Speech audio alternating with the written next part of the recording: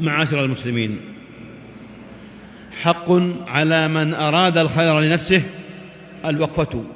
الوقفة الصادقة مع النفس محاسبة ومساءلة، فوالله لتموتن كما تنامون ولتبعثن كما تستيقظون ولتجزون بما كنتم تعملون، فجنة للمطيعين ونار للعاصين، أفمن يلقى في النار خير أم من يأتي آمنا يوم القيامة، اعملوا ما شئتم إنه بما تعملون بصير. عباد الله، إن الزمان وتقلباته أنصح المؤدبين، وإن الدهر بقوارعه أفصح المتكلمين،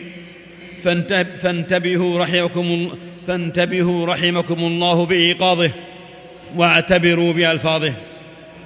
ورد في الأثر: 4 من الشقاء: جمود العين، وقسوة القلب، وطول الأمل، والحرص على الدنيا.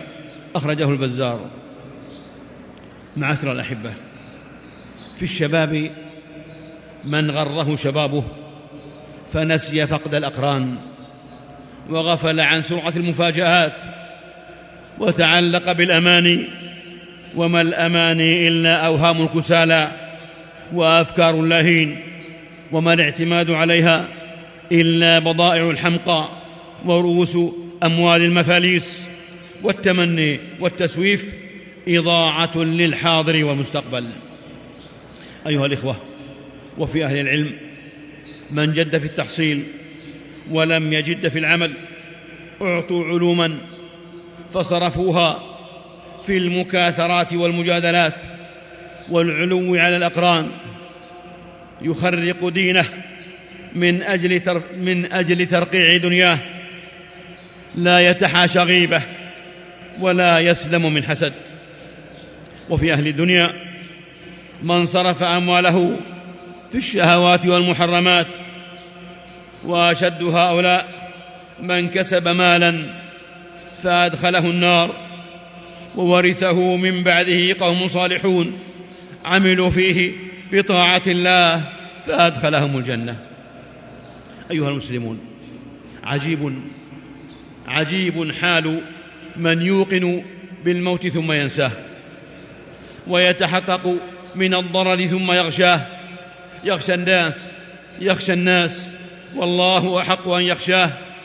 يغتر بالصحة وينسى السقم، ويفرح بالعافية ولا يتذكر الألم. يزهو بالشباب ويغفل عن الهرم، يهتم بالعلم ويهمل العمل، يحرص على العاجل ولا يفكر في الآجل. يطول عمره وتكثر ذنوبه، يبيض شعره ويظلم قلبه. القلوب المريضة يعز شفاؤها، والعيون التي تكتحل بالحرام يقل بكاؤها. وإذا غرقت الجوارح في الشهوات فحق عزاؤها. وإذا كان الأمر كذلك أيها الأحبة، فعلى صاحب البصر النافذ أن يتزود من نفسه لنفسه، ومن حياته لموته، ومن شبابه لهرمه، ومن صحته لمرضه. فما بعد الموت من مستعتب، ولا بعد الدنيا سوى الجنة أو النار. ومن أصلح ما بينه وبين ربه كفاه ربه ما بينه وبين الناس. ومن صدق في سريرته حسنت علانيته. ومن عمل لآخرته كفاه الله أمر دنياه.